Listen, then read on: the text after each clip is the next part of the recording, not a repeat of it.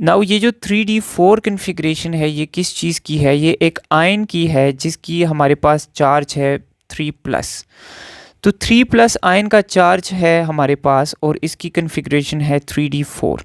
तो अगर हमारे पास न्यूट्रल एटम होगा ये वाला, तो इसके ऊपर क्या हमारे पास कन्फिग्रेशन होगी? तो न्यूट्रल एटम में हमारे पास आर्गॉन तक होगी 18 एटॉमिक नंबर। अब हम इसमें 3 इलेक्ट्रॉन डालेंगे तो उसमें से 3 इलेक्ट्रॉन में से 2 चले जाएंगे 4s शेल में और 1 चला जाएगा 3d शेल में। तो ये ओरिजिनल एलिमेंट की कन्फिग्रेशन है। आर्गॉन 18 है, 18 + 7 हमारे पास 25 आ जाता है। तो 25 is the atomic number of metal. D is the correct option. Although zirconium belongs to 4d transition series and hafnium belongs to 5d transition series, they show similar physical and chemical properties because now 4d और 5d series में हैं। अब ये similar chemical और physical properties किस लिए देते हैं? Both belong to d block, no, both have same number of electrons, no, both have similar atomic radius. This is the correct option. Now D block की वजह से हमारे पास केमिकल प्रॉपर्टीज सेम हो सकती हैं, फिजिकल नहीं। Both have same number of electrons, इससे भी केमिकल प्रॉपर्टीज सेम होंगी। Both belong to same group of periodic table, इससे भी केमिकल प्रॉपर्टीज को सेम होना चाहिए। फिजिकल प्रॉपर्टीज तब सेम होंगी जब एटॉमिक रेडियस भी हमारे पास क्या होगा? सिमिलर होगा। Now due to lanthanoid contraction 4d और 5d सीरीज की जो एटॉमिक रेडाई हैं they are almost similar, so they show similar physical and chemical properties. The most stable oxidation state for scandium is, now scandium हमारे पास first member है D series का, तो इसकी configuration है 4s2 3d1। Now scandium tends to lose all of its valence electrons, तो scandium is stable in 3+ electronic configuration, so C is the correct option.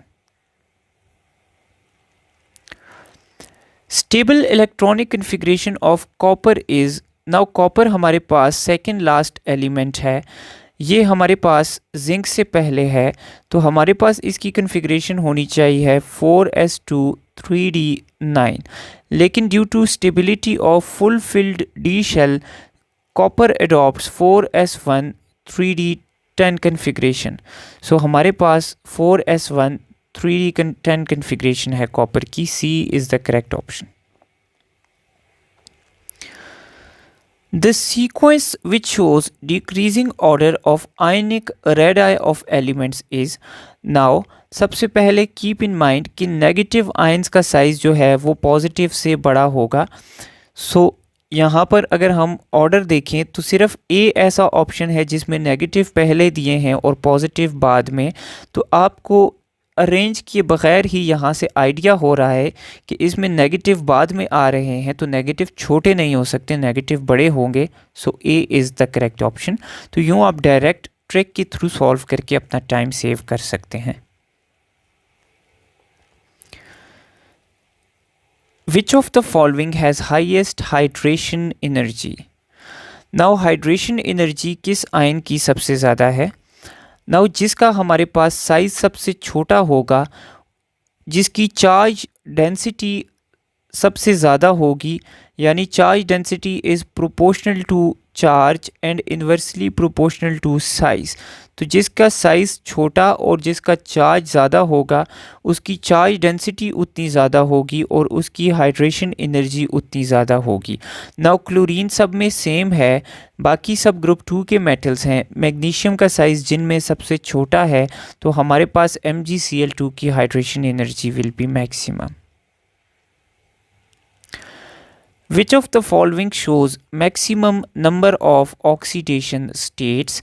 Now हमारे पास जो manganese है, manganese is in the middle of transition elements, तो ये show करता है +2 +3 +4 +5 +6 +7 oxidation state, क्योंकि इसमें डी ऑर्बिटल के अंदर मैक्सिमम अनपेयर्ड इलेक्ट्रॉन्स हैं मैंगनीज के अंदर.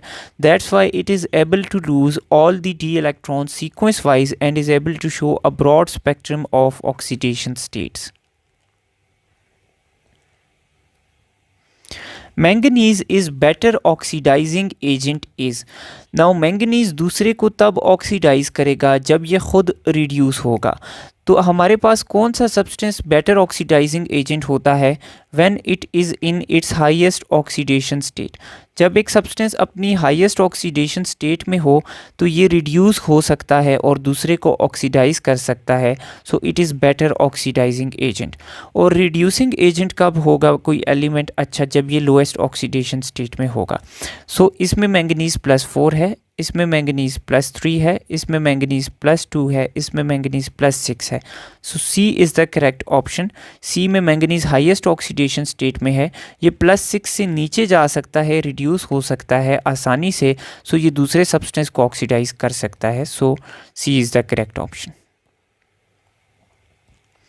The trend of atomic radius of d block element is.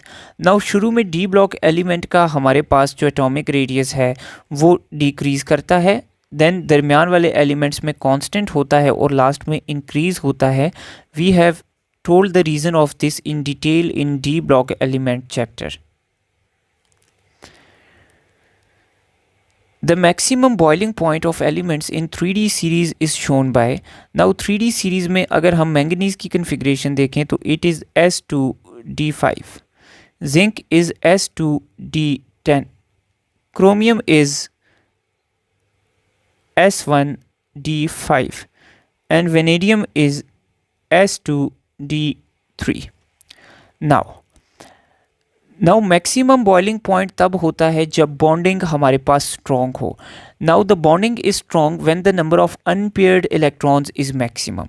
Now manganese और क्रोमियम दोनों में number of unpaired electrons maximum है. टोटल 5 डी ऑर्बिटल्स हमारे पास मौजूद होते हैं, तो इनमें पाँचों में 5 अनपेयर्ड इलेक्ट्रॉन्स हैं. लेकिन जहाँ पर मसला ये है कि 5 अनपेयर्ड इलेक्ट्रॉन्स की वजह से डी ऑर्बिटल की कन्फिग्रेशन हो जाती है स्टेबल. तो क्रोमियम और मैंगनीज की इलेक्ट्रॉनिक कन्फिग्रेशन स्टेबल है, इसलिए ये बॉन्डिंग की टेंडेंसी थोड़ी कम रखते हैं. They do not tend to form bonds. तो इसलिए हमारे पास वेनेडियम में 3 अनपेयर्ड इलेक्ट्रॉन्स हैं. ये 3 अनपेयर्ड इलेक्ट्रॉन्स से अपने साथ वाले वेडियम के साथ स्ट्रॉन्ग बॉन्डिंग करता है. सो इसका मैक्सिमम बॉइलिंग पॉइंट आ जाता है 3D सीरीज में. Alkali metal, okay we have done this MCQ previously. Which of the following does not react with water?